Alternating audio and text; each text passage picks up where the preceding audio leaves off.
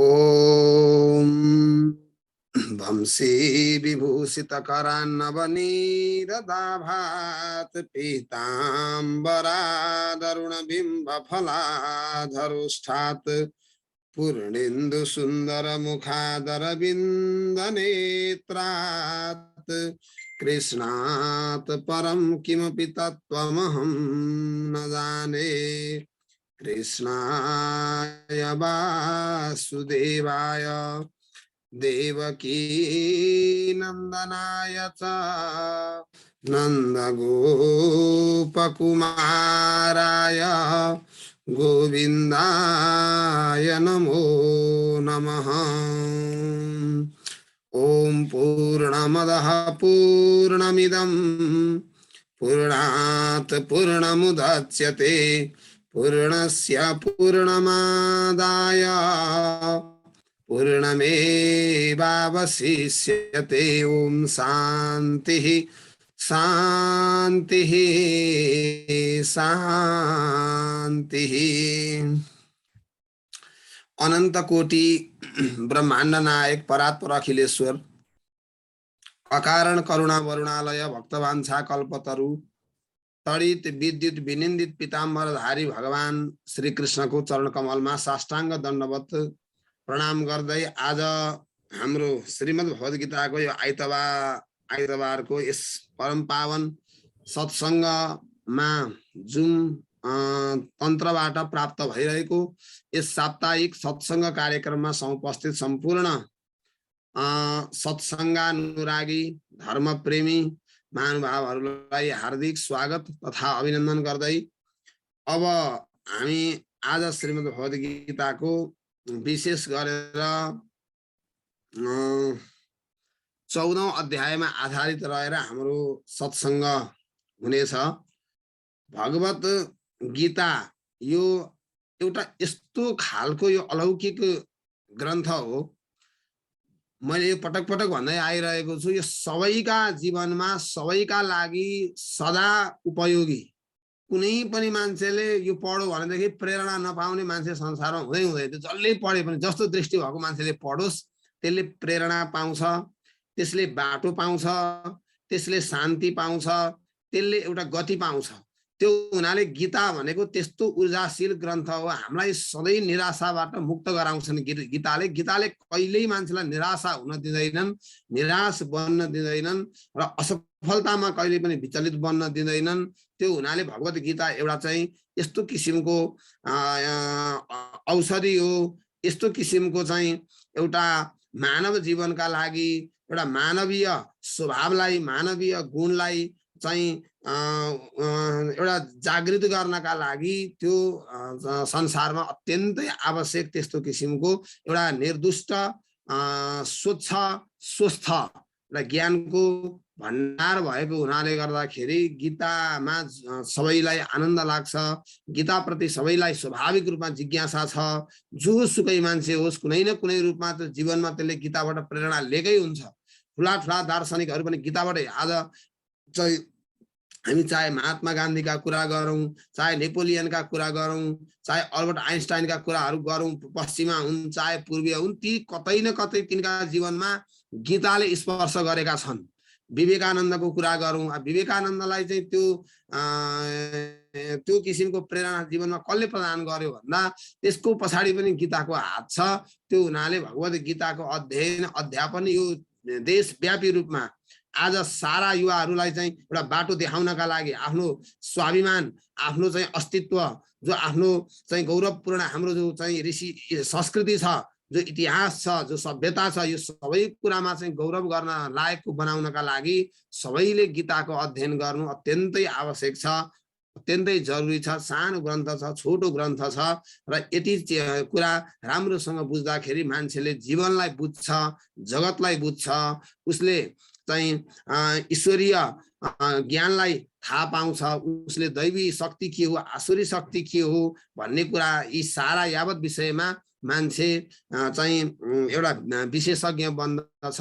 त्यो हुनाले भगवत गीताको हाम्रो चाहिँ लामो समयदेखि हामीले साप्ताहिक सत्संग गर्दै आइरहेका छौं। अब हामी लगभग यो अन्तिम चरण प्रवेश गर्यौं भन्दा पनि हुन्छ। हाम्रो आज 14औं अध्याय छ। यो 18 अध्यायमा अब हामीसँग केवल 4 अध्याय 15, 16, 17, 18 हामीसँग 4 वटा चाहिँ अध्याय बाँकी रहन्छन् र आज 14औं अध्यायलाई म चाहिँ संक्षिप्त रूपमा विषयवस्तुहरू म यहाँ राख्छु र हाम्रो म सकेसम्म सबै श्लोकका अर्थहरू संक्षिप्त रूपमा गर्दै मैले स्लाइड बनाएको छैन, त्यसकारणले सबैले 14 अध्यायको गीता अगाडि खोल्नु होला, हातमा लिनु होला। गीता अगाडिपट्टि 14 अध्याय सानो किताब किताब कुनै पनि लिँदा हुन्छ। गीता किताब अगाडि राखेर हेर्नु भयो भनेदेखि उच्चारण गर्न पनि सिकिन्छ, अर्थ कसरी गर्नुपर्ने रहेछ भन्ने कुरो पनि थाहा हुन्छ। त्यो हुनाले गर्दाखेरि त्यो हुन ध्यान पनि जान्छ फेरि, किनभने नत्र सुनिरहँदाखेरि निद्रा आउन पनि सक्छ, चाहिँ उँग लाग्न पनि सक्छ, आलस्य लाग्न पनि सक्छ। किताब अगाडि लिएर बसेपछि फेरि त्यो हुन पाउँदैन। त्यो हुनाले सबैको चाहिँ दृष्टि, सबैको ध्यान त्यहाँ केन्द्रित हुने भएको हुनाले सबैले अगाडिपट्टि गीताको किताब अगाडि राखेर 14औं अध्याय पल्टाउनका लागि पनि म सबैलाई आग्रह गर्दछु, अनुरोध गर्दछु। र अब हाम्रो 14औं अध्याय यसरी प्रारम्भ हुन्छन्। श्री भगवान् उवाच परं भूय प्रवक्ष्यामि ज्ञानानां ज्ञानमुत्तमं यज्ञत्वा मुनयः सर्वे पराम सिद्धिमितो गता। श्री भगवान उवाच भनेको भगवानले भन्नुभयो, भगवान श्री कृष्णले भन्नुभयो परम भूय प्रवक्ष्यामि भनेको हे अर्जुन, म परम भनेको त्यो ज्ञानमा पनि अत्यन्तै उत्तम ज्ञान, ज्ञानहरू मध्येमा पनि राजा ज्ञान, सर्वश्रेष्ठ ज्ञान। त्यो ज्ञान भनेको त एउटा घटलाई चिन्नु पनि ज्ञान हो, एउटा पुस्तकको सामग्री जानकारी प्राप्त गर्नु पनि ज्ञान हो, एउटा हिसाब गुणन जान्नु पनि ज्ञान हो। यी सबै ज्ञान हुन्। तर अब म तिमीलाई यस्तो खालको ज्ञान बताउँछु हे अर्जुन, जुन ज्ञानहरूमा सबभन्दा उत्तम कोटिको चाहिँ उत्कृष्ट कोटिको जो ज्ञान हो, म त्यो ज्ञान भूय भनेको फेरि पनि प्रवक्ष्यामि भनेको म बताउने छु तिम्रो लागि।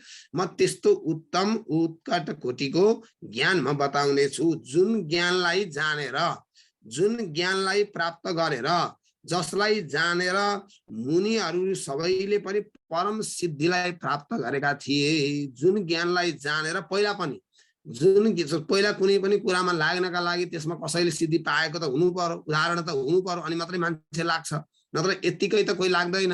म यस्तो ज्ञान बताउँदैछु तिमीलाई हे अर्जुन, जुन ज्ञान पाएर पहिला पनि धेरैले परम शान्तिलाई प्राप्त गरेका थिए, परम आनन्दलाई, परम शान्तिलाई, परम तृप्तिलाई, सन्तुष्टिलाई, त्यो अवस्थालाई चाहिँ प्राप्त गरेका थिए। पहिला पनि धेरै मुनिहरूले चिन्तनशील, विचारशील, विवेकशील, वैराग्यवान, ज्ञानवान, श्रद्धावान, आचारवान यस्ता किसिमका चाहिँ पुरुषहरूले पहिला पनि त्यो अवस्थालाई प्राप्त गरेका थिए, जुन ज्ञानलाई प्राप्त गरेर म अब तिमीलाई त्यही ज्ञान बताउँछु। जुन ज्ञानले पहिला मुक्त भयो भने अहिले पनि मुक्त हुन्छन्, जुन ज्ञानले पहिला मुक्त भएको छैन भने त अहिले पनि हुँदैन। त्यो हुनाले म तिमीलाई त्यस्तो ज्ञान बताउँछु। इदं ज्ञानमुपाश्रित्य मम साधर्म्यमा गता सर्गेऽपि नोपजायन्ते प्रलये न व्यथन्ति च। जुन ज्ञानको आश्रय लिसकेपछि, जुन ज्ञानको आश्रय लिसकेपछि मम साधर्म्य भनेको मेरो स्वरूपलाई, मेरो बराबरीलाई प्राप्त गर्छ मान्छे, जीवले मेरो बराबरीलाई। किनभने यो संसारमा सबैभन्दा उत्तम चीज वस्तु के हो? ज्ञान हो। त्यो कस्तो ज्ञान, कस्तो ज्ञान सबभन्दा उत्तम हो भन्दा आत्मा र परमात्मालाई चिनाउने ज्ञान, परमात्माको स्वरूपलाई चिनाउने ज्ञान, त्यो ज्ञान सबभन्दा सर्वोत्तम उत्तम कोटिको ज्ञान हो। त्यो हुनाले जुन ज्ञानले मेरो बराबरीमा, मेरो चाहिँ तुल्यमा, मेरो समानतामा जीव प्राप्त हुन्छ, म त्यस्तो ज्ञान तिमीलाई बताउँछु। इदं ज्ञानमुपाश्रित्य मम साधर्म्यमा गतः सर्गेऽपि नोपजायन्ते। त्यस्ता व्यक्तिहरू सृष्टिको सुरुमा पनि जन्म लिँदैनन्। यो संसारमा मान्छेले नचाहने कुरा के हो भन्दा गर्भवास चाह। अब गर्भवासमा त हामीलाई केही याद छैन, गर्भवासमा के भोग्नु पर्यो, कसरी त्यहाँ बसियो, के भयो भन्ने कुरो हामीलाई थाहा छैन।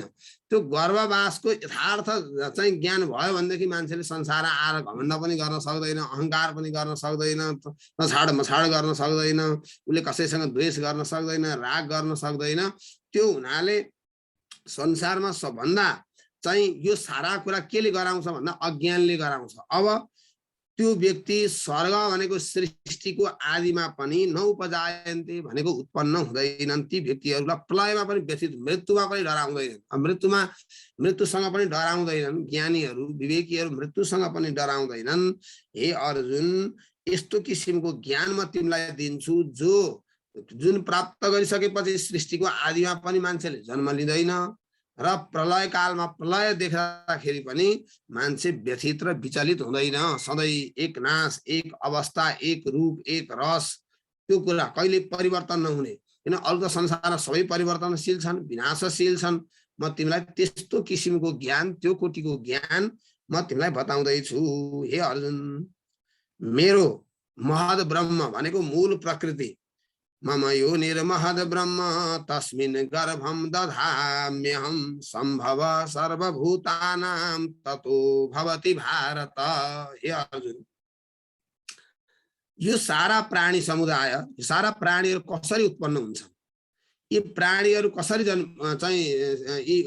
उत्पन्न हुन्छ। जस्तो चाहिँ कुनै पनि सृष्टिलाई अगाडि बढाउनका लागि, सृष्टि हुनका लागि स्त्री पुरुष चाहिन्छ। स्त्री जाति पुरुष जाति यो चाहिन्छ। त्यो चाहे पशु पक्षीको कुरा होस्, चाहे त्यो मनुष्य जातिको कुरा होस्, चाहे त्यो देवताको प्रसङ्ग होस्, चाहे त्यो अरू पनि कसैको प्रसङ्ग होस्, त्यो चाहिँ मिथुन जोडी नभइकन चाहिँ त्यो सृष्टि प्रक्रिया अगाडि बढ्दैन भने अब संसार सृष्टि गर्नका लागि भगवानले चाहिँ कोसँग चाहिँ सम्बन्ध राख्ने भन्दा भगवान भन्नुहुन्छ मूल प्रकृति जो छ त्यो प्रकृति नै मेरो पत्नी हो। त्यो मूल प्रकृति जो जसबाट यो संसार उत्पन्न भए, यी सारा देवताहरू उत्पन्न भए, प्राणीहरू उत्पन्न भए, यी 84 लाख जीवयोनिहरू जहाँबाट उत्पन्न भए, यी ऋषिहरू जहाँबाट उत्पन्न भए, भएभरका यी सारा सृष्टिहरू जसबाट उत्पन्न भए, कसले जन्मायो भन्दा मूल प्रकृतिले जन्माउँछिन्। त्यो मूल प्रकृतिले जन्माउनका लागि त्यहाँ बीज कसले रोपण गर्छ, त्यहाँ बिजा धान गर्नेवाला पुरुष को भन्दा त्यो म हुँ भनेर भगवानले यसरी चाहिँ मैले मूल प्रकृति, मूल पुरुष, मूल चाहिँ जो जसलाई चाहिँ वेदान्तले त्यसलाई अविद्या भन्छ, अज्ञान भन्छ, अविद्या भन्छ र सांख्यमा त्यसलाई प्रकृति भन्छ, सांख्यको भाषाले त्यसलाई प्रकृति भन्छ। र त्यो मूल प्रकृतिमा नै मैले बिजा धान गर्छु, बीज धारण गराउँछु, बीज रोपण गराउँछु र त्यहीबाट सारा चाहिँ प्रकृति, यो चाहिँ संसारको सृष्टि हुन्छ। प्राणीहरूको यी विभिन्न स्वरूपका, विभिन्न स्वभावका, कसैको मिल्दैन, न गति मिल्छ, न लय मिल्छ, न चाहिँ स्वभाव मिल्छ, न संस्कार मिल्छ, न स्वरूप मिल्छ। यो विचित्र छ संसार, कसैको कसैसँग मिल्दैन, सबैको भिन्न भिन्न छ। अनि हामी यहाँ चाहिँ 25-30 जना जतिजना छ, हाम्रै पनि यहाँ एक अर्कामा स्वभाव मिल्दैन, एक अर्काको हाम्रो संस्कार मिल्दैन, हाम्रो विचार मिल्दैन, चाहिँ त्यो हाम्रो रूप रङ मिल्दैन, केही मिल्दैन भने यस्तो विचित्रको हामी चाहिँ अब यो संसार यत्र चाहिँ मानवहरू छन्, सबैको अनुहार एकको अर्कासँग मिल्दैन, सबैको फेरि उही नाक छ, उही ठाउँमा छ, आँखा उही छ, कान उही छ। यो यति विचित्रको मनुष्यमै हेर्दा यति विचित्र छ, फेरि चराचुरुङ्गीमा हेर्न जाउँ त्यस्तै चाहिँ अलौकिक चाहिँ सृष्टि लाग्छन्। ती हेर्दाखेरि पशु पक्षीहरूको सृष्टि हेरौँ त्यस्तै लाग्छ। हो, यो सारा सृष्टिहरूमा हुनमा चाहिँ हे अर्जुन, यी सबैको परम पिता भनेको मै हुँ। मैले नै बीजारोपण सबैमा प्रकृतिमा, मूल प्रकृतिमा मैले गर्छु र त्यहीबाट यो संसारको सारा प्राणीहरूको, भूतहरूको उत्पत्ति हुन्छ। सर्वयोनिषु कौन्तेय मूर्तयः सम्भवन्ति तासां ब्रह्म महद योनि रहं बीज प्रदः पिता। म बीजदाता, पिता भनेको म हुँ। र मैले जब महद योनि भनेको मूल प्रकृतिमा जब मैले गर्भाधान गर्छु, त्यहीबाट सारा शरीरधारी, मूर्तयः भनेको मूर्तिवान जति जति छन्, लामखुट्टेको नि मूर्ति छ, गाईको नि मूर्ति छ, गोरुको नि मूर्ति छ, बाँदरको नि मूर्ति छ, सर्पको नि मूर्ति छ, सारा मूर्तिवान चिज जति जे छन् ती सबै मबाट उत्पन्न हुन्छन्।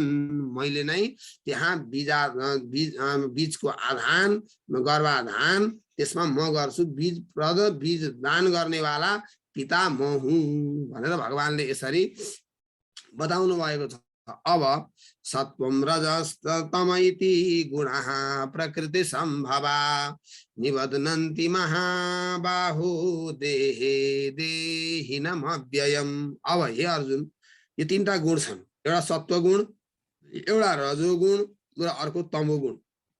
अब यी प्रकृतिबाट उत्पन्न हुन्छन् यी तीन गुणलाई प्रकृतिले जन्माउँछ। यो प्रकृतिका तीन गुण हुन्, सत्वगुण, रजोगुण र तमोगुण।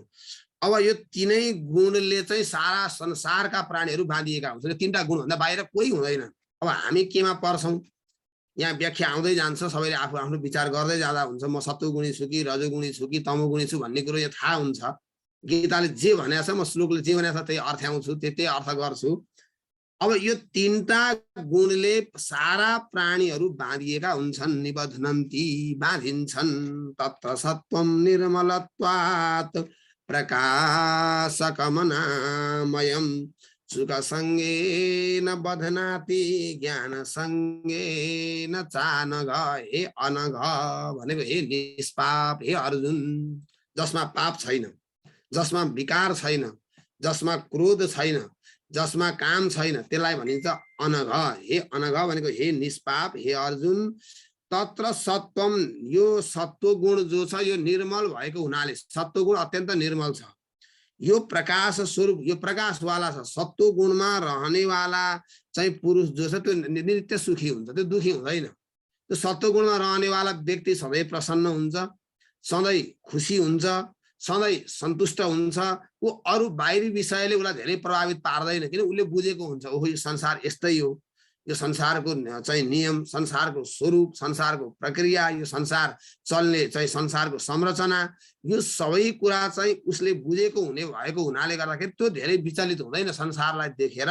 चाहिँ सत्वगुणी पुरुष निर्मल हुने भएको हुनाले त्यो सत्वगुणी पुरुष। अब चाहिँ त्यो सत्वगुणी मान्छेको सबै कुरामा उसको सात्विकता हुन्छ। उसको भोजनमा उसको भोजन त्यस्तै खालको हुन्छ, उसको लुगा लगाई त्यस्तै हुन्छ, उसको बोलाइ पनि त्यस्तै हुन्छ, उसको काम गराइ पनि त्यस्तै हुन्छ। सबै उत्कृष्ट उच्च कोटिका हुन्छन् जो सत्वगुणी पुरुष छ। उसलाई चाहिँ दिनमा मजा आउँछ, उसलाई खानामा भन्दा खुवाउनमा मजा आउँछ, र ऊ चाहिँ दान आफूले लिनमा भन्दा ऊ दिनमा चाहिँ मजा मान्छ, र अत्यन्तै उदार स्वभावको हुन्छ। उसका बोली वचन अत्यन्तै मिठासपूर्ण हुन्छ, उसको काम कर्म गराइ आदर्शपूर्ण हुन्छ। त्यो व्यक्ति संसारमा दुर्लभ हुन्छ। जो चाहिँ सत्वगुणमा रहनेवाला, निरन्तर सत्वगुणमा रहनेवाला पुरुष छ, त्यो सत्वगुणमा रहनेवाला पुरुषले नै सबै चाहिँ गुणलाई पराजित गरेर त्यो निर्गुण अवस्थामा पुग्छ। त्यसैले सत्वगुणले सत्वगुणलाई काटेर एक दिन निर्गुण अवस्थामा पुग्छ। सत्वगुणमा रहनेवाला पुरुषले के गर्छ भने उसलाई ईश्वरको चिन्तन गर्ने इच्छा हुन्छ, सत्सङ्ग गर्ने इच्छा हुन्छ, सत्कर्म गर्ने इच्छा हुन्छ, तीर्थ गर्ने इच्छा हुन्छ, शास्त्र अध्ययन गर्ने इच्छा हुन्छ, भगवानको सेवा आराधना गर्ने इच्छा हुन्छ, उपासना गर्ने इच्छा हुन्छ, कसैलाई ठग्ने, कसैलाई चाहिँ दुःख दिने, पीडा दिने, कसैको हिंसा गर्ने, यस्तो किसिमको प्रवृत्तिबाट सत्वगुणी पुरुषहरू सदा मुक्त रहन्छन्। त्यो निर्मल हुन्छ, विवेकवान हुन्छ, सुख। अब बाँध्न चाहिँ फेरि सत्वगुणले पनि बाँच्छ, किनभने सत्वगुणमा सुख हुन्छ। त्यो सुखले मान्छ त्यसलाई फेरि बाँधिहाल्छ। त्यो सुखले पनि, सुखमै आसक्ति हुन्छ, त्यसैमा आसक्ति हुनाले बाँध्न चाहिँ सत्वगुणले पनि बाँच्छ। त्यो तीनै गुणभन्दा माथि पुग्नुपर्छ। मुक्तिका लागि चाहिँ सत्वगुणलाई पनि जितेर टपेर माथि पुग्नुपर्छ। अब सत्वगुणमा रहिरहनेवाला पुरुष नै फेरि एक दिन त्यो मुक्तिको अधिकारी हो। अब ज्ञानमा पनि मान्छेको आसक्ति हुन्छ। ज्ञान हो, अब जस्तो आफूसँग प्राप्त भएको ज्ञान, आफूसँग प्राप्त भएको विरक्ति नछुटे हुन्थ्यो, नटुटे हुन्थ्यो, सधैँ याद भइरहेको हुन्थ्यो। हामी पढ्ने मान्छेलाई बरु नपढ्दाखेरि केही हुँदैन थियो, पढेपछि सबभन्दा धेरै पिर र टेन्सन पढ्ने मान्छेलाई हुन्छ। पढेको कुरा बिर्सन भएन। अब कयौँ ठाउँमा गएर चाहिँ बोलिसकेका हुन्छ, मान्छेले विद्वान भन्न थालिसकेका हुन्छन्, चिनिसके। अब फेरि त्यो कुरो त बिर्सिनु भएन। अर्को ठाउँमा गएर खोइ विद्वान भने होइन पो रहेछ, केही पनि आउँदो रहेछ भन्ने त हुनु भएन। त्यो अब पढेका कुराहरू सधैँ ताजा राखिरहनु पर्यो। सधैँ चाहिँ त्यसलाई चाहिँ अनभ्यास किसिम विद्या, यदि विद्यालाई अभ्यास गरिएन भनेदेखि त 20 बराबर हुन्छ, 20 तुल्य हुन्छ। नत्र त उही पुस्तकेषु स्थिता विद्या पर हस्तम गतम धनम कार्यकाल काले समुत्पन्ने नसा विद्या न तत् धनम। अब पुस्तकमा रहेको विद्या, अर्काको हातमा भएको धन, त्यो जब आफूलाई चाहिन्छ त्यो बेला पाइँदैन, त्यो बेला हुँदैन। त्यस कारणले गर्दाखेरि त्यो ज्ञानमा पनि आसक्ति हुन्छ। पढिरहने स्वभाववाला त्यो व्यसन हुन्छ। व्यसन जस्तो चाहिँ जसरी एउटा चाहिँ मदिरा सेवन गर्ने मान्छेको व्यसन हुन्छ, त्यो अब एउटा गुटखा खाने मान्छे त्यो एक कताबाट यसो लुकेर छिपेर जता गरेर जसरी भयो नि जसो मुखमा नहालेसम्म उसलाई चाहिँ त्यो शान्ति मिल्दैन, सन्तुष्टि मिल्दैन। 84 व्यञ्जन भेट्टा आयो भने पनि जे भेट्टा आयो उसलाई त्यही चाहिन्छ। हो त्यस्तै ज्ञानीहरूको पनि त्यो स्वभाव हुन्छ। चिन्तन नगरिकन चाहिँ शास्त्र नपल्टाइकन नपढिकन ईश्वरको चिन्तन नगरिकन बस्न नसक्ने त्यो स्वभाव हुन्छ, त्यो पनि सत्वगुणी हो। त्यो सत्वगुणमा भएको त्यो निष्ठा त्यो अत्यन्तै उत्कृष्ट कोटिको हो, त्यसैले मान्छेलाई उठाउँछ। यो सत्वगुणी मान्छेको प्रवृत्तिका कुरा भयो। अब चाहिँ रजोगुणको के हुन्छ भन्दा रजो रागात्मकम विद्धि तृष्णा सङ्ग समुद्भवम तन्निबध्नाति कौन्तेय कर्म सङ्गेन देहिना। अब रजोगुणीहरूको स्वभाव, रजोगुणीहरू रागी हुन्छन्। रागी भनेको कुनै पनि विषयमा राम्रोसँग मन लगाएरै काम गर्ने, ती मन फसाएरै काम गर्ने, त्यो यही सत्य हो, यही हो यथार्थ भन्ने ढङ्गले चाहिँ विचार गरेर मनलाई त्यहाँ लिप्त गराएर मनलाई त्यहाँ तन्मय गराएर काम गर्ने स्वभाव हुन्छ एउटा रजोगुणीको। अर्को चाहिँ कामना पैदा भइरहने, एउटा कामना सिद्धिन पाएन फेरि अर्को कामना जन्मिन्छ, एउटा पुरा भएन फेरि यसोपछि यसो गर्छु, यो पछि यसो गर्छु, यसोपछि यसो गर्छु भन्ने त्यो विभिन्न तानाबाना बुनिरहने, विभिन्न कामनाहरू उत्पन्न भइरहने, त्यो कहिले पनि सेलाउने भन्ने कुरा छैन। त्यो कहिले रोकिँदा पनि रोकिँदैन, टुङ्गिँदा पनि टुङ्गिँदैन, यति भएपछि चाहिँ हुन्छ भन्ने हुँदैन। त्यो निरन्तर कामनाहरू वृद्धि भइरहने, कामनाहरू पैदा भइरहने यो प्रवृत्ति हुन्छ र एउटा कामना। अर्को रागात्मकम, राग राग राग भइसकेपछि मान्छेलाई कुनै पनि वस्तुमा राग भइसकेपछि त्यो वस्तु पाउने इच्छा हुन्छ, किनभने त्यो स्वभावै हो।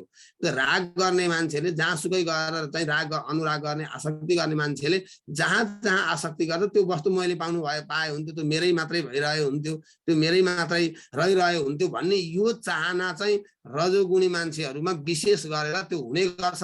कुनै पनि वस्तुमा जहाँ राग गर्छ त्यो वस्तु आफूले पाउनुपर्छ, आफ्नो भयो हुन्थ्यो भन्ने त्यो स्वाभाविक चाहना बन्दछ। र त्यो चाहना हुँदाखेरि अब त्यो जसले त्यसमा अनुकूल भूमिका खेल्छ त्यसप्रति मान्छेको राग हुन्छ। त्यो वस्तु पाउनमा जसले प्रतिकूल भूमिका खेल्छ फेरि त्यसमा द्वेष पैदा हुन्छ, त्यसमा रिस राग पैदा हुन्छ। यसरी राग र द्वेषको जन्म हुन्छ। र अब अर्को चाहिँ आसक्ति, अत्यन्तै व्यवहारमा पनि आसक्त हुन्छन्, जे कर्म गर्छन् त्यहाँ पनि आसक्तपूर्वक गर्छन्, मनलाई त्यहाँ फसाएर गर्छन्। र चाहिँ तृष्णा, ज्यादै तृष्णाले व्याकुल हुन्छन्, हृदयमा चाहिँ त्यो अटुट खालको तृष्णा वासना कामनाहरू बनिरहन्छ, उत्पन्न भइरहन्छ। र यसरी चाहिँ यी तृष्णा आसक्ति राग यी चिजहरूले युक्त हुन्छन् विशेष गरेर रजोगुणी व्यक्तिहरू। र यी यसैमा बाँधिन्छन्, किनभने मन जहाँ लाग्छ, जहाँ मन टाँसिन्छ त्यो मान्छे त्यहाँ बाँधिन्छ। जहाँ मान्छेको आशा हुन्छ त्यो मान्छे निश्चय पनि बाँधिन्छ। यो चाहिँ चाहे ब्रह्मा नै हुन्, चाहे शिव नै हुन्, चाहे जतिसुकै ठुला पण्डित हुन्, जोसुकै हुन्, आशा गर्नेवाला व्यक्ति संसारमा बाँधिन्छ। आशाले हो मान्छेलाई बाँध्ने, आकाङ्क्षाले हो मान्छेलाई बाँध्ने। त्यो हुनाले आशा आकाङ्क्षा रहन्जेलसम्म त्यो फलामको सिक्री चुनाल्न सकिन्छ, तर त्यो आशा र आकाङ्क्षाको सिक्रीलाई चुनाल्न संसारमा कसैले पनि सक्दैन। त्यो मान्छे संसारमा निश्चय पनि बाँधिन्छ। यसरी रजोगुणले मान्छेलाई बाँध्छ हे अर्जुन। अब अर्को तमोगुण। अब तमोगुणी स्वभावका मान्छे कस्ता हुन्छन् भन्दा त्यो अज्ञानबाट उत्पन्न हुन्छ, त्यो पूर्ण अज्ञानको अवस्था हो। त्यो मोहबाट चाहिँ उत्पन्न हुन्छ, त्यसमा पुरै भ्रान्ति मात्रै हुन्छ, भ्रम मात्रै हुन्छ। त्यो व्यक्ति केही भन्न हुँदैन, एकदमै रिसाउने स्वभावको, रिसालु स्वभावको, क्रोधी स्वभावको, त्यसपछि आलस्य, केही काम गर्ने उत्साह नहुने, इच्छा नहुने, अकर्मण्यता रहने, न सत्सङ्गमा रुचि, न चाहिँ ईश्वर धर्मको आराधना उपासनामा रुचि, न चाहिँ कुनै सत्पुरुषहरूको सँग उसको प्रीति हुन्छ। त्यस्ता व्यक्तिहरूले सत्पुरुषहरूसँग पनि प्रेम राख्दैनन्, रुचि राख्दैनन्। न वेदलाई रुचाउँछन्, न शास्त्र रुचाउँछन्, न धर्म रुचाउँछन्, न धर्म गर्ने मान्छे रुचाउँछन्, न तीर्थ मन्दिर रुचाउँछन्।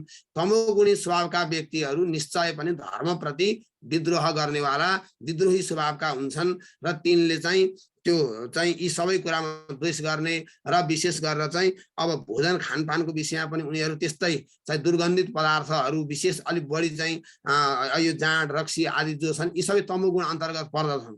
र यो लसुन प्याज आदि रजोगुण अन्तर्गत पर्दछन् भने यी पदार्थहरू तमोगुण हो। यस्ता सेवन गर्ने, झै झगडा गर्ने, र यस्तो किसिमको व्यसनमा फस्ने यस्ता प्रकृतिका हुन्छन् तमोगुणी स्वभाव भएका पुरुषहरू, त्यस्ता किसिमका व्यक्तिहरू र सधैँ सुतिरहने, अल्छी स्वभाव हुने र लडिरहने, प्रमादी भनेको गर्नुपर्ने काम नगर्ने, समय के हो कसो हो, यो उमेर के हो, मान्छेको यो मैले अहिले कुन मेरो कर्तव्य के हो, मेरो उत्तरदायित्व के हो, मेरो परिवारप्रति के हो, मेरो सन्तानप्रति के हो, मेरो भविष्यप्रति के हो भन्ने आफ्नो जिम्मेवारीबाट पूर्ण रूपमा त्यो मान्छे चाहिँ प्रमादी हुन्छ, त्यो असावधान हुन्छ र त्यस्तो मान्छे निश्चय पनि नष्ट हुन्छ र त्यो मान्छेले चाहिँ आफूलाई उन्नत बनाउन सक्दैन। त्यही मान्छे भोलि जड बनेर अनेकौं चाहिँ भ्रष्ट योनिहरूमा चाहिँ ज्यादै तल्लो कोटिका योनिहरूमा जन्म लिने हुन्छन्। यो चाहिँ तमोगुणले यसरी आलस्य, निद्रा आदि प्रवृत्तिद्वारा मान्छे तमोगुणद्वारा बाँधिन्छ। यी तीन गुणले अब हे भगवान भन्नुहुन्छ, सत्वगुणको भगवानले प्रशंसा गर्नुभएको, हे अर्जुन सत्वगुण सुखमा लगाउँछ, सत्वगुण सुखमय हुन्छ, रज कर्मणि भा, रजोगुणले कर्ममा लगाउँछ। त्यो के का लागि गर्दैछु भन्ने पनि विचार गर्दैन, कसका लागि गर्दैछु भन्ने पनि विचार गर्दैन, यो गरेर के परिणाम निक्लिरहेको छ भन्ने पनि विचार गर्दैन।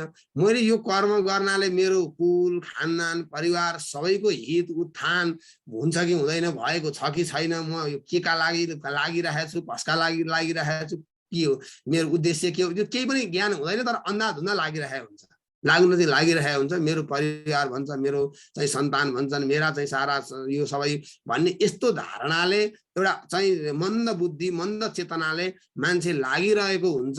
तर उसलाई धेरै गहिरो चेतना हुँदैन, गहिरो विवेक हुँदैन।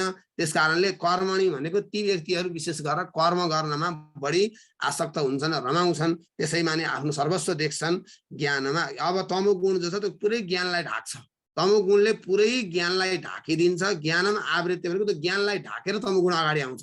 ज्ञान भयो भनेदेखि त्यो तमोगुण अगाडि बढ्न पाउँदैन।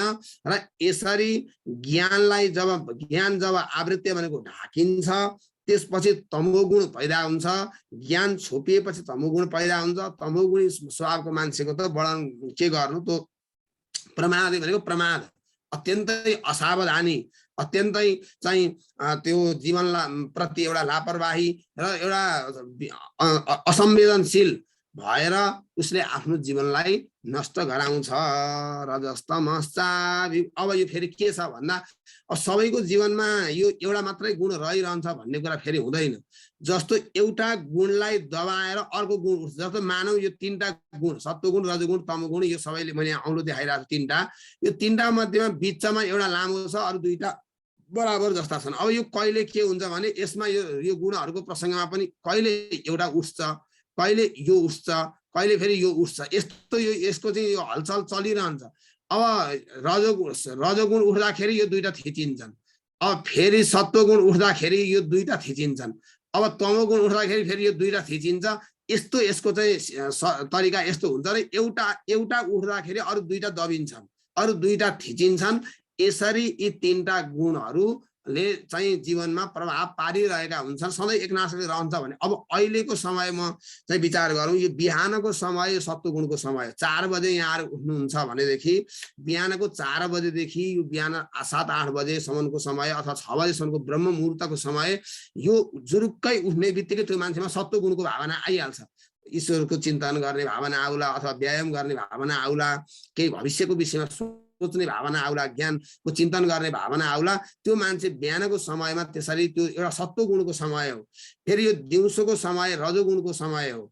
दिउँसोको समय बेलुकासम्म लगभग 8 बजे 9 बजेसम्म रजोगुणको समय, रजोगुणको समय र यो रातिको समय रजोगुण पनि तमोगुण पनि, विशेष तमोगुणको समय भावनाले गर्दाखेरि रातिको समयमा चाहिँ त्यो विशेष गरेर नकारात्मक भावनाहरू, नेगेटिभ विचारहरू बढी चाहिँ हावी हुन्छन्। त्यो समयमा बढी चाहिँ उनीहरूले शासन गर्न खोज्छन्। त्यो हुनाले गर्दाखेरि यो चाहिँ यो समयले पनि त्यसलाई असर गर्छ, प्रभाव पार्छ। र कुन समयमा के उठ्छ त्यो कुरा चाहिँ ज्ञानीले, विवेकीले त्यो विचार गरेको हुन्छ, कुरा थाहा हुन्छ। तैपनि वासनाको प्रभावमा पर्नु त्यो अर्कै कुरा छ। नभएदेखि यसरी चाहिँ यो समयले पनि त्यो कुरा कुनै व्यक्तिमा चाहिँ बिहान सत्वगुण थियो भनेदेखि फेरि दिउँसो रजोगुणको उत्पत्ति हुन सक्छ, फेरि बेलुका तमोगुणको उत्पत्ति पनि हुन सक्छ। तर जब निरन्तर सत्वगुण रहिरहने अवस्था आउँछ तब मान्छे फेरि त्यो सत्वगुणलाई थिचेर काटेर फेरि त्यो निर्गुण अवस्थामा जान्छ र त्यो पुरुष नै मुक्तिको अधिकारी बन्छ। यसरी चाहिँ रजसतम यसको यो भाव 10औं श्लोक जो छ, रजस्तमश्चाभिभूय सत्वं भवति भारत, रजसत्वं तमश्चैव तमः सत्वं रजस्तथा। यसरी एकले अर्कालाई दबाउने, एक अर्काको युद्ध। यहाँ जस्तो हामी भित्र रावण भनेको चाहिँ राम भनेको कुनै बाहिर चाहिँ अवतार लिएर आउनु पर्ने, त्यो रावण भनेको राख्छ। रावण भनेको नि हामी भित्रै छ, राम भनेको नि हामी भित्रै छ। अब रावण भनेको हामी भित्र रहेको खराब प्रवृत्ति, अर्कालाई दुःख दिने प्रवृत्ति, झुट बोल्ने प्रवृत्ति, घमण्ड गर्ने प्रवृत्ति, अभिमान देखाउने प्रवृत्ति, त्यो भनेको रावण हो। र हामी भित्र रहेको राम प्रवृत्ति भनेको चाहिँ आफ्नो मर्यादा, धर्म, रीति, स्थिति र सबैको कल्याणको चाहना, सबैको चाहिँ हितको चाहना, सहनशीलता, त्याग, तपस्या, पवित्रता, यो सबै भनेको राम प्रवृत्ति। अब जित्छ कसले भन्ने कुरा मात्रै हो। यी दुईटाको अन्तर्द्वन्द यो निरन्तर चलिरहन्छ र जब चाहिँ त्यो सत्व गुणले जित्न सक्दैन तबसम्म चलिरहन्छ। र सत्व गुणले जितिसकेपछि त मान्छेको त्यो महान विवेक, महान ज्ञान, महान वैराग्य, त्यो धेरै उच्च कोटिको जीवन, उत्कृष्ट कोटिको अवस्थामा मान्छे पुग्छन्। यसरी चाहिँ सर्वद्वारेषु देहेस्मिन् प्रकाश उपजायते ज्ञानम यदा तदा विद्यात् विवृद्धम सत्वम। जुन समयमा यो शरीरमा अन्तःकरणमा बोध शक्ति उत्पन्न हुन्छ, चेतना उत्पन्न हुन्छ, त्यो बेला चाहिँ सत्वगुणको वृद्धि भएको छ भनेर जान भनेर अर्जुनलाई भन्नुभयो। जुन बेला ज्ञान शक्तिको, बोध शक्तिको, होइन सत्संग गर्नुपर्छ, होइन यो चाहिँ ईश्वर भजन गर्नुपर्छ, ईश्वरको सेवा गर्नुपर्छ भन्ने चाहिँ यस्तो खालका धार्मिक भावना, आध्यात्मिक भावनाहरू जब उदय हुन्छन् त्यतिखेर ठान्नु रे म भित्र बोध शक्ति अथवा म भित्र सात्विक गुण उदय भयो, सत्व गुण उदय भयो। अब जब लोभ बढ्न थाल्छ, लोभ प्रवृत्ति, हृदयमा लोभ पैदा भयो, जति भए पनि नपुग्ने स्थिति, जति हुँदाखेरि पनि चाहना बढै गर्ने, अब लोभ थाहा छँदैछ यहाँलाई लोभ। अब त्यो भयो प्रवृत्ति भनेको संसारमा लाग्ने, सांसारिक कर्ममा लाग्ने प्रवृत्ति, चेष्टा। र अर्को चाहिँ आरम्भ भनेको स्वार्थ बुद्धिद्वारा कर्म गर्न सुरु गर्ने क्या, स्वार्थ बुद्धि। भित्र स्वार्थ नै स्वार्थ भरिएको छ, त्यसले चाहिँ कर्म गर्न प्रारम्भ गर्ने बुद्धि जो छ त्यसलाई चाहिँ त्यसको आरम्भ। अनि अशान्ति, निरन्तर तनाव भइरहनु, अशान्ति भइरहनु, अनि विषय भोग गर्ने इच्छा, विषय भोग गर्ने लालसा जो छ, यी सबै चाहिँ रजोगुणबाट उत्पन्न हुन्छन्। अब यी रजोगुणले उत्पन्न हुन्छन्। यदि जीवनमा यी चिज उत्पन्न भयो भनेदेखि मलाई रजोगुणले छोपो भनेर जान्नु रे। अब त्यसपछि फेरि अर्को अप्रकाश भनेको तमोगुण बढेपछि के हुन्छ, अन्तःकरणमा तमोगुण बढ्यो। फेरि तमोगुण कहाँ उत्पन्न, अन्तःकरणमा हुन्छ। त्यो अन्तःकरणमा तमोगुण बढिसकेपछि इन्द्रियहरूमा अप्रकाश हुन्छ भनेको अत्यन्तै मन्द चेतना हुन्छ, पशुको जस्तै चेतना, सामान्य।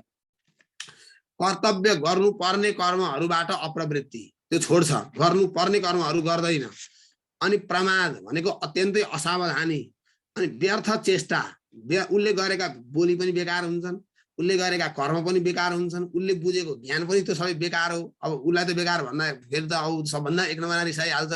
म यत्रो संसारको कल्याण गरिरहेको मान्छे, यत्रो ठुलो चाहिँ मैले साराको हित गरेको छु, सबैको भलो गरेको छु, मलाई नै उल्टो दोषी देख्ने भन्न थालिहाल्छन्। अब त जर्किहाल्छ।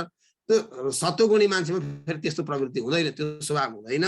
त्यो हुनाले चेष्टा, अनि त्यसपछि निद्रा आदि निरन्तर सुतिरहने इच्छा हुनु, आलस्य हुनु, जीवनमा एउटा ऊर्जा नहुनु, जीवनमा एउटा उत्साह नहुनु, एक किसिमको चाहिँ त्यो तेज नहुनु, त्यो यी सबै चाहिँ प्रवृत्तिहरू जो छन् यो सबै तमो गुणबाट उत्पन्न हुन्छन्। यो गुण जीवनमा आयो भनेदेखि ठान्नु ममा तमो गुण हावी भयो, ममा तमो गुणले व्याप्त गर्यो रजसी। अब हेर्नु, अब कुन गुणमा शरीर छोड्यो भने के भएर उत्पन्न भइन्छ भन्ने कुरा। रजसी प्रलयम गत्वा कर्म संगी सुराजायते तथा प्रलीनस्तमसी मूढयोनि सुजायते। रजोगुण बढेको बेलामा शरीर छुट्यो भने, रजोगुण भएको बेलामा, शरीरमा रजोगुण भएको बेलामा प्राण छुट्यो भने के हुन्छ भने त्यो व्यक्ति कर्म गर्नेमा आसक्त भएको त्यस्तो मनुष्यको शरीरमा जन्म लिन्छ। रजोगुणीमा रहेको बेलामा शरीर छुट्यो भने त्यो मनुष्य चाहिँ मनुष्य भएर उत्पन्न हुन्छ, तर जड अत्यन्तै कर्ममा आसक्त हुने यस्तो मनुष्यहरूको रूपमा उत्पन्न हुन्छ।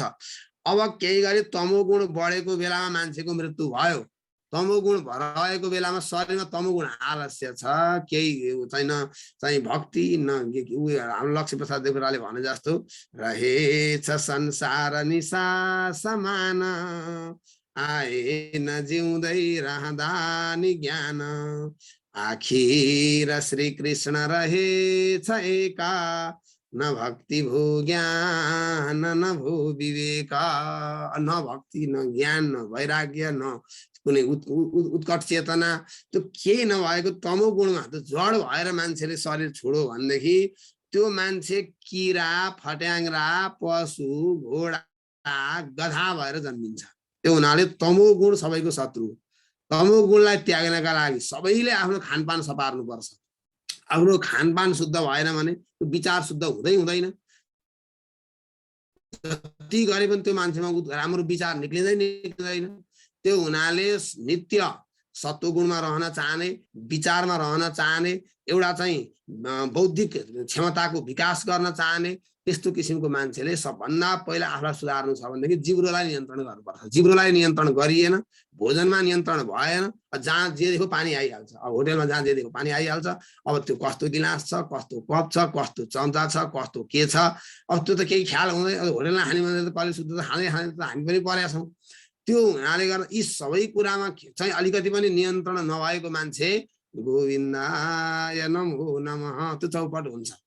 त्यस कारणले त्यो सत्व गुणमा रहन चाहने मान्छेले यो सबै कुरामा ख्याल गर्नुपर्छ। तमो गुणमा रहेर चाहिँ शरीर छोड्नु भने चाहिँ बर्बाद छ। त्यो हुनाले गर्दाखेरि अब भगवानले भन्नुभयो त्यो मूढ पशु पक्षी किरा फट्याङ्ग्रा सर्प आदि यस्ता तल्लो कोटिको योनिमा जन्म लिन पुग्छ। अब कर्मण सुकृतस्याउ सात्विकम, अब श्रेष्ठ कर्महरू जो सात्विक कर्महरू छन्, सुख ज्ञान वैराग्य निर्मल फल जो छ उत्तम कर्मको, राजस कर्मको फल दुःख, तामस कर्मको फल अज्ञान भनेर यसरी तीनटा।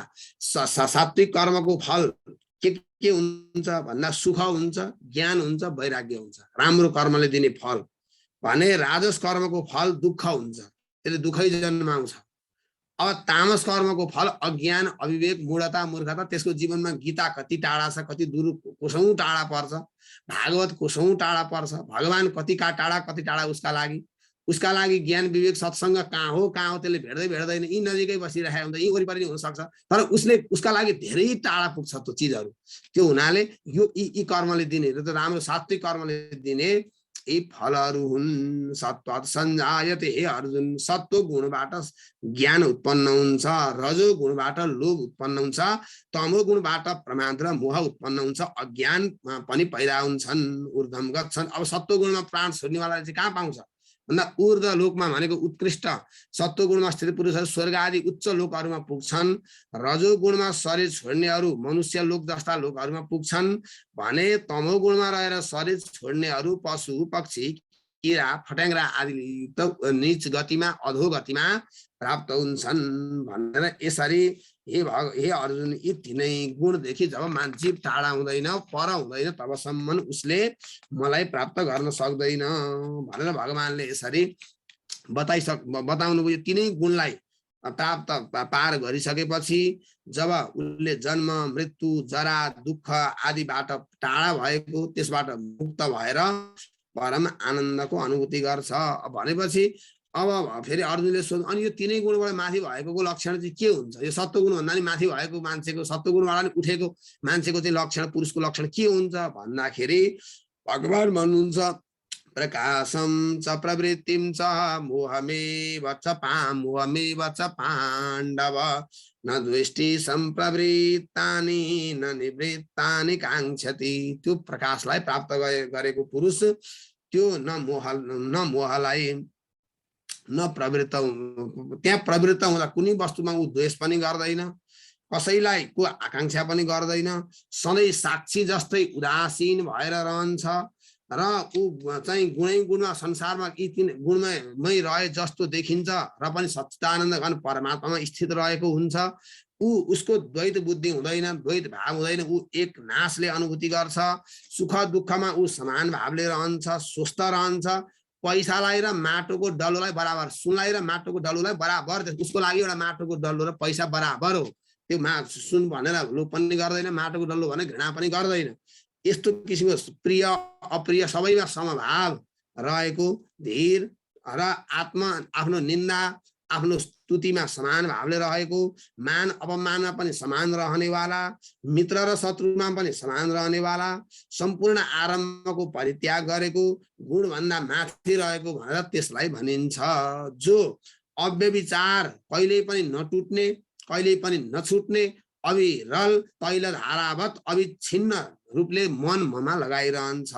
त्यसैले ब्रह्म साक्षात्कारको अधिकार सच्चिदानन्द घन ब्रह्मलाई उसैले अनुभूति गर्छ, उसैले प्राप्त गर्छ। र यसरी परम आनन्द, किनभने सम्पूर्ण परम आनन्दको, ब्रह्म सुखको, अविनाशी अमृतको चाहिँ आश्रय म भएको हुनाले हे अर्जुन, जो निरन्तर ममा चित्त लगाउँछ त्यो महिमा मिलिजान्छ जल जलधिमा पहुँचेर मिल्या सरी। जो जब चाहिँ नदीहरू निरन्तर समुद्रतिर प्रवाहित हुन्छन्, त्यसै गरी त्यो समुद्रमा गएर मिले जस्तै गरी त्यो व्यक्ति निरन्तर चित्त जो ममा लगाउँछ त्यसले मलाई प्राप्त गर्छ भन्ने यी परम पावन प्रसङ्गहरूसँगै हाम्रो 14औं अध्याय पूर्ण भएका छन्। र यो 14औं अध्यायको नाम के हो भन्दा, यसको नाम चाहिँ गुणत्रय विभाग योग नाम हो। गुणत्रय भनेको सत्वगुण, रजोगुण, तमोगुणका विषयवस्तुहरू यसमा अलि बढी चाहिँ जोडदार रूपमा आएका हुनाले गर्दाखेरि यसलाई गुणत्रय विभाग योग भनेर भनिएको छ। अब मैले आफ्नो विषयवस्तुहरू यही नै चाहिँ पूर्ण गरेँ।